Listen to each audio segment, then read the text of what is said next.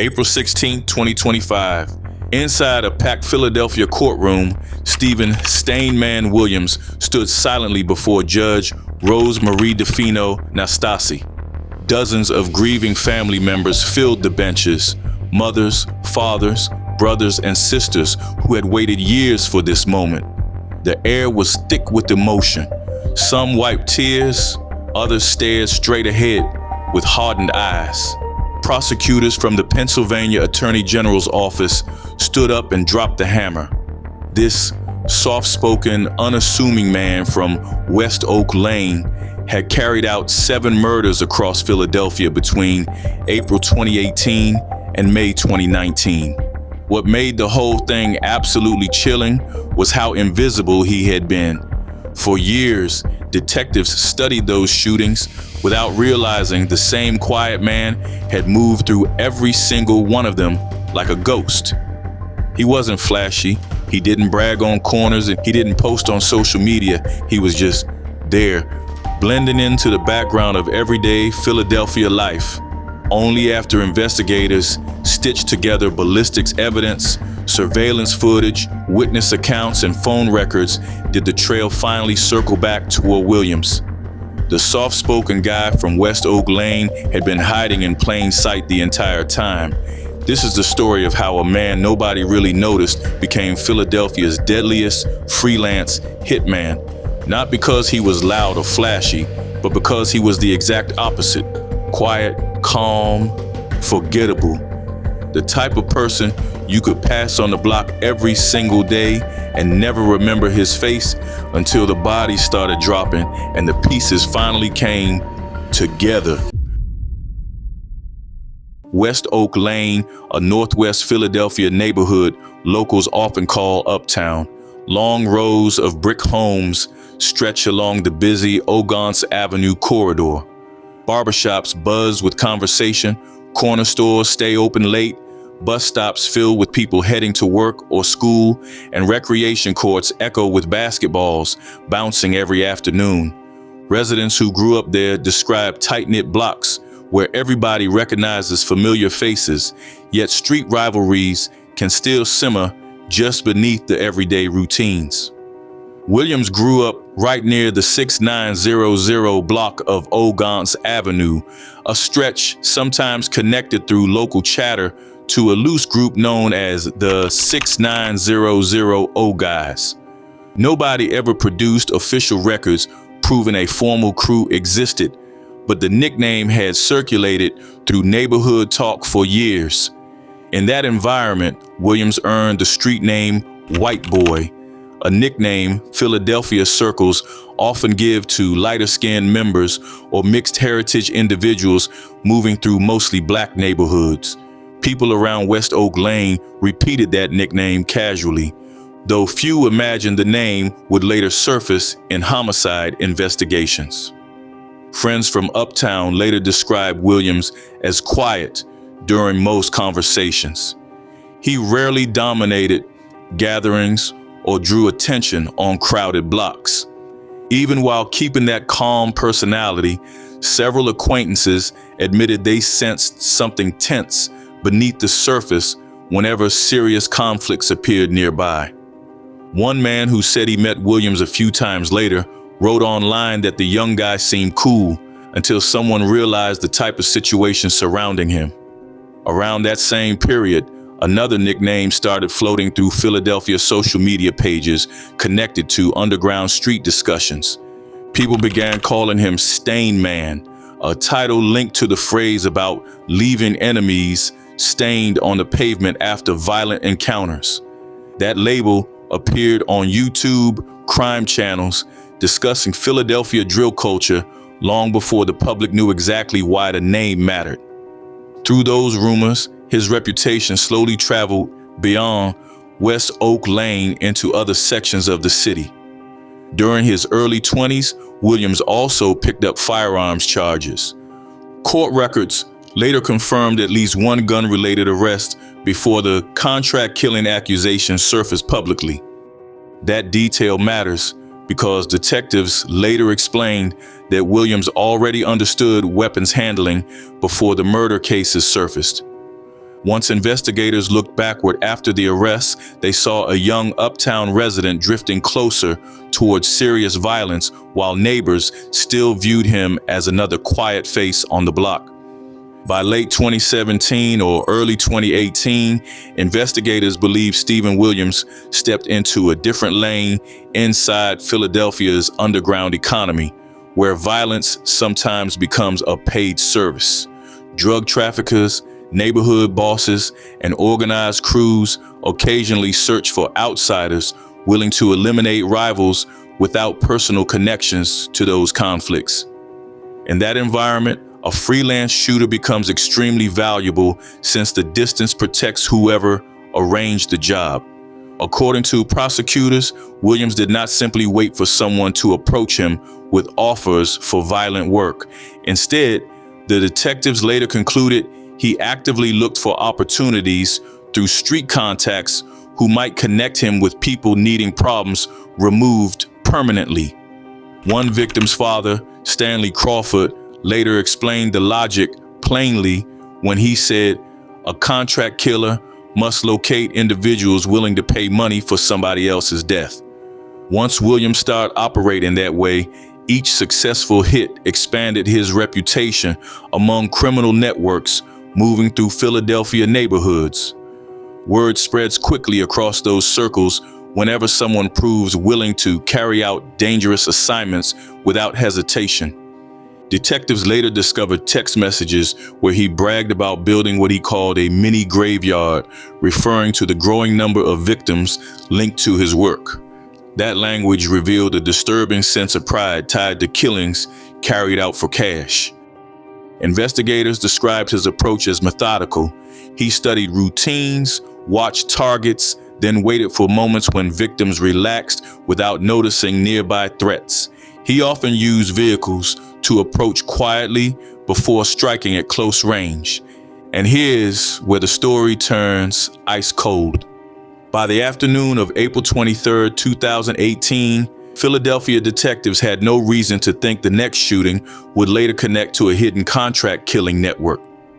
Around 4:30 p.m., 30-year-old Kenneth Robinson sat inside a gray Chevy Cruze along the 600 block of Brill Street in Crescentville.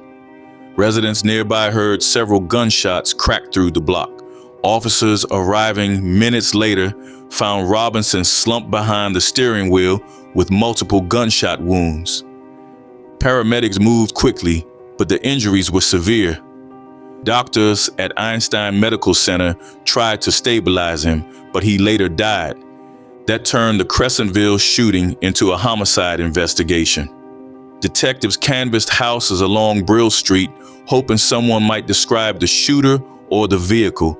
Several residents admitted hearing the gunfire clearly, yet none claimed to see the person responsible leaving the scene. The silence left investigators studying shell casings, surveillance possibilities, and Robinson's background while searching for possible motives. What puzzled them most was the setting of the attack. Robinson had been sitting calmly in his car during daylight hours when someone approached close enough to fire several rounds without drawing attention beforehand. Police found no signs of robbery. Family members said Robinson did not maintain known conflicts that could explain why someone would execute him on that block. For months, the Crescentville homicide sat inside police files without a clear suspect or confirmed motive.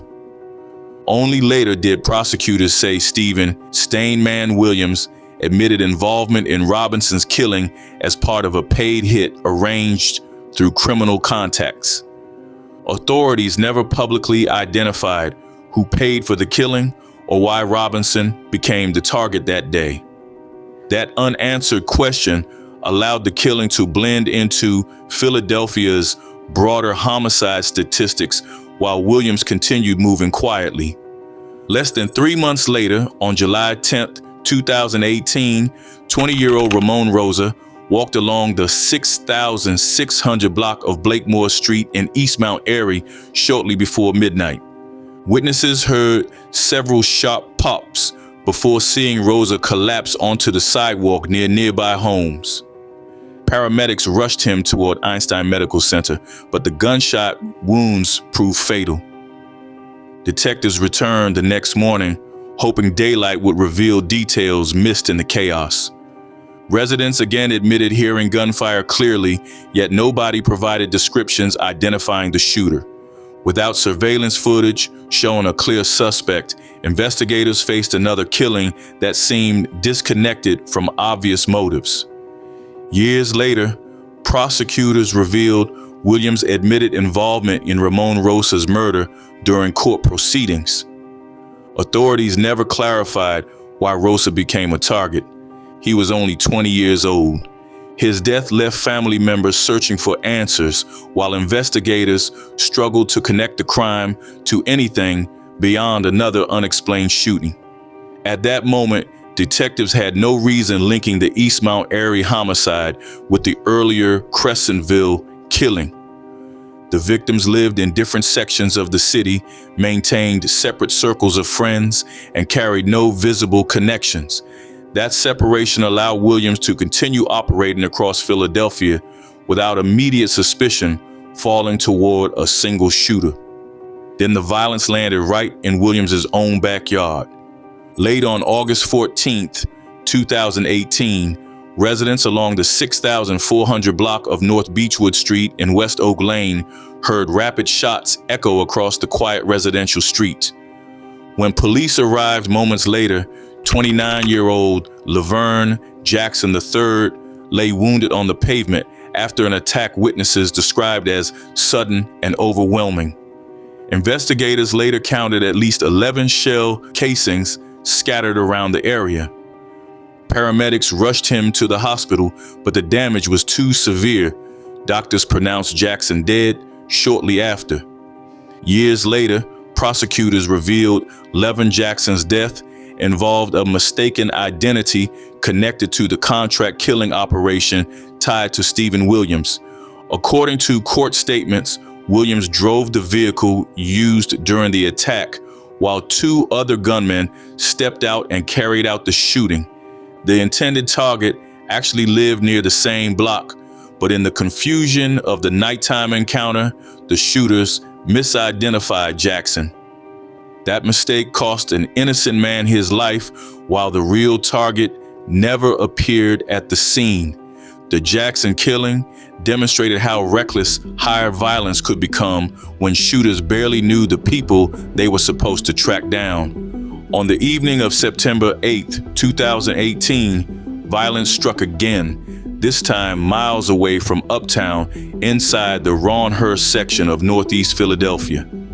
35-year-old William Crawford had just parked his car near his home on the 1900 block of Hartel Avenue shortly after returning from work. As he stepped out near the driveway area, a gunman approached suddenly and fired a shot that struck Crawford in the head. Neighbors rushed outside after hearing the blast. Paramedics transported him to a nearby hospital where doctors later confirmed he died from the gunshot wound. What confused detectives during the early stages was Crawford's background.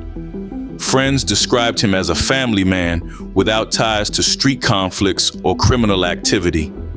Investigators searched through his personal life, employment records, and social connections, hoping something might explain why a shooter targeted him outside his own house. The absence of obvious enemies left police questioning whether the killing involved mistaken identity or something more complicated. Crawford's father, Stanley Crawford, refused to let the investigation fade quietly into the city's long list of unsolved homicides. After his son's funeral, he began speaking publicly about the case while pushing officials to keep searching for answers. Stanley later created a project supporting families dealing with unsolved murders across Philadelphia. During that time, witnesses quietly mentioned hearing the street nickname White Boy connected to rumors surrounding the shooting. Detectives eventually followed that lead once phone records placed Stephen Williams near the Hartel Avenue location around the time Crawford was killed. Ballistic evidence from the scene would later become extremely important. But at this point, each case still felt separate. The real connections were only starting to form, and what happened next would finally begin pulling the threads together. By early 2019, the pattern of violence connected to Stephen Williams had already stretched across several Philadelphia neighborhoods. During the early morning hours of February 10th, 2019, gunfire erupted again inside West Oak Lane along the 7,500 block of Forest Avenue. 39-year-old Jermaine Simmons sat inside his car parked outside his home when a black Lexus suddenly pulled beside the vehicle. Witnesses later described two shooters opening fire rapidly through the side window while Simmons remained trapped inside the car. Emergency crews transported him to Einstein Medical Center shortly after police arrived. Doctors attempted life-saving treatment once he entered the trauma unit, though the multiple gunshot wounds proved fatal soon afterward. Years later, prosecutors explained that Jermaine Simmons died during another mistaken identity attack connected to the contract killing operation. According to court records, Stephen Williams admitted to providing the Lexus used in the shooting while other associates carried out the gunfire. Investigators later determined the intended target lived nearby, although Simmons unfortunately became the person sitting in the wrong place at the wrong time. The shooters reportedly believed they had located the correct individual when they pulled alongside the parked vehicle that night. Once the gunfire ended, the attackers fled without realizing the man inside the car had no connection to the person they were hired to eliminate. Only weeks later, another homicide unfolded across the city. On March 25th, 2019, 31-year-old Richard Isaac sat on the front porch of a home along East Meehan Street in East Mount Airy during the evening hours. Witnesses later said a vehicle pulled slowly into the block while Isaac remained seated near the entrance of the house. Moments later, a shooter approached and fired several rounds that struck Isaac in the chest and head, while neighbors nearby heard the sudden gunfire. Emergency responders rushed Isaac toward the hospital, although doctors pronounced him dead soon after arrival. Unlike several earlier killings, investigators quickly found useful evidence during the examination of the East Meehan Street crime scene. Surveillance cameras positioned along nearby streets captured footage showing a car following Isaac's vehicle through several blocks shortly before the shooting occurred. Detectives later identified that vehicle as belonging to Stephen Williams after reviewing registration information connected to the car. Further evidence appeared when investigators recovered phone records connected to Williams during the same time period. Detectives discovered text messages sent shortly after the shooting that included images of Richard Isaac's body. Prosecutors later explained that those photographs suggested Williams had documented the killing in order to confirm the job had been completed. Ballistic testing soon added another critical piece to the investigation. Forensic analysts compared shell casings from the Isaac crime scene with evidence recovered months earlier from the killing of William Crawford in Northeast Philadelphia. Laboratory results confirmed that the same firearm had been used in both shootings. That match finally connected two separate homicide cases that once appeared completely unrelated.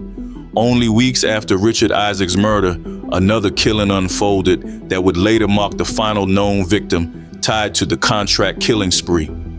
On May 4th, 2019, 46-year-old Leslie Carroll sat inside his parked vehicle near the intersection of North 20th Street and West Girard Avenue in the Francisville section of Philadelphia.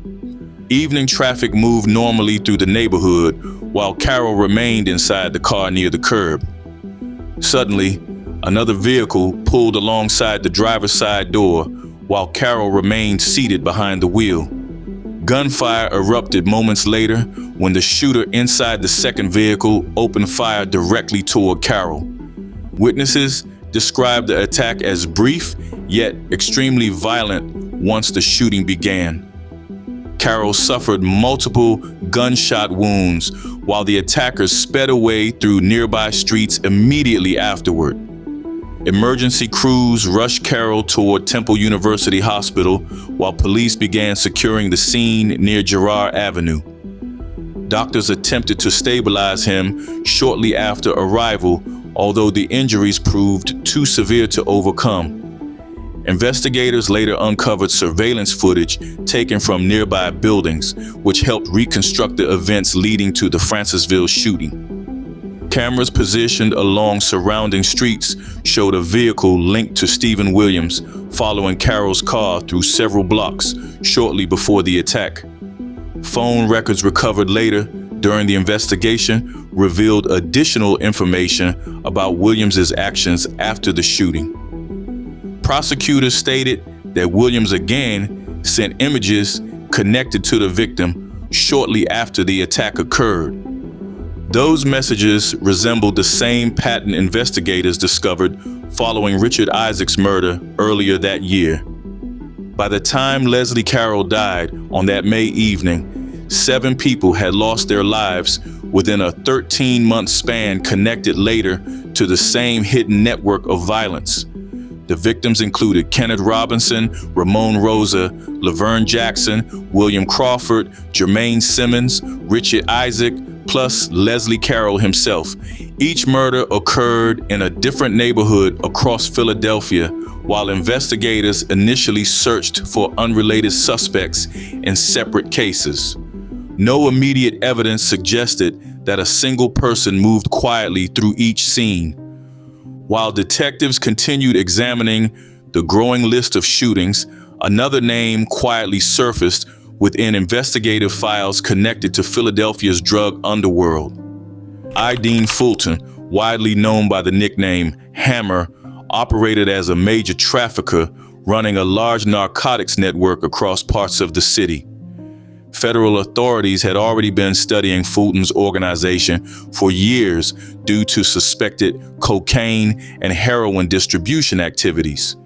During that process, investigators noticed that certain individuals associated with Stephen Williams also maintained links to Fulton's criminal circle. Prosecutors later suggested that Williams may have carried out several killings on behalf of figures connected to that network. The theory proposed that drug traffickers sometimes hired outside shooters to eliminate rivals or suspected informants without leaving obvious traces pointing back toward the organization. Within that system, Williams functioned as a contractor who handled violent work when someone needed a problem removed quietly. The situation shifted dramatically on February 25th, 2020, when Fulton himself became the victim of a violent ambush. Gunmen attacked him inside the garage of his Manor-Yonk home while he sat inside a vehicle pulling into the property. Police later reported that dozens of rifle rounds struck the SUV during the attack, killing Fulton instantly. That assassination shook Philadelphia's criminal landscape while investigators simultaneously studied several homicide cases linked to hired shooters. Around the same time, authorities had already begun closing in on Stephen Williams through phone records, ballistics evidence, and surveillance footage tied to multiple killings. By June 2020, prosecutors officially charged Williams with several murders connected to the earlier investigations. At that moment, Williams was already in custody, serving time for unrelated gun charges when detectives delivered the homicide warrants. The quiet Uptown resident who moved through Philadelphia unnoticed for more than a year suddenly faced a long list of murder accusations. Years passed between Williams's arrest and the final courtroom proceedings that determined his fate. During December 2024, he appeared inside a Philadelphia courtroom where prosecutors presented evidence tying him to several murders across the city. Facing that evidence, Williams entered guilty pleas connected to multiple killings, including the deaths of William Crawford, Jermaine Simmons, Richard Isaac, and Leslie Carroll. Additional pleas followed during early 2025, which covered the earlier murders involving Kenneth Robinson, Ramon Rosa, and Laverne Jackson. Through those admissions, the quiet Uptown resident acknowledged involvement in 7 deaths stretching across Philadelphia neighborhoods. Pennsylvania Attorney General Michelle Henry stated at the time, this defendant callously took lives for dollars as a paid killer. Prosecutors described Williams during those proceedings as a contract killer who approached violence as if it were ordinary work. According to the Pennsylvania Attorney General's office, the shootings represented paid assignments carried out for individuals seeking to eliminate rivals or perceived threats. Investigators explained that several victims had never even met Williams before the moment they were attacked. That distance between shooter and victim illustrated the cold structure behind hired killings operating quietly through the city. Family members of the victims filled the courtroom during sentencing hearings that followed the guilty pleas. Many relatives described how sudden violence permanently changed their lives while recalling the final memories they shared with their loved ones. Mothers, fathers, daughters, and spouses spoke about birthdays missed, empty seats at family gatherings, and years spent waiting for answers. Those statements created emotional moments throughout the courtroom as relatives addressed the man responsible for the shootings.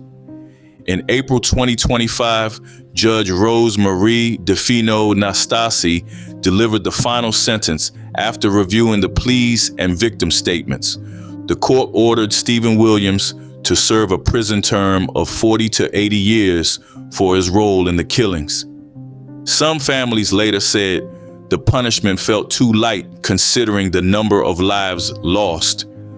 Others focused on the fact that the man responsible would likely spend the rest of his life behind bars rather than walking through Philadelphia neighborhoods. Again, the case exposed a hidden world where hired violence operated quietly beneath the surface of everyday city life. Investigators later described how contract killers sometimes moved unnoticed between unrelated neighborhoods while carrying out assignments for criminal figures. Williams' story revealed how easily that system could spread destruction when money entered the equation. Long after the court hearings ended, families of the victims continued rebuilding their lives while remembering the people lost during a 13-month stretch of violence that once seemed impossible to explain. The quiet man from West Oak Lane had finally been seen. But for 7 families, the answers came far too late.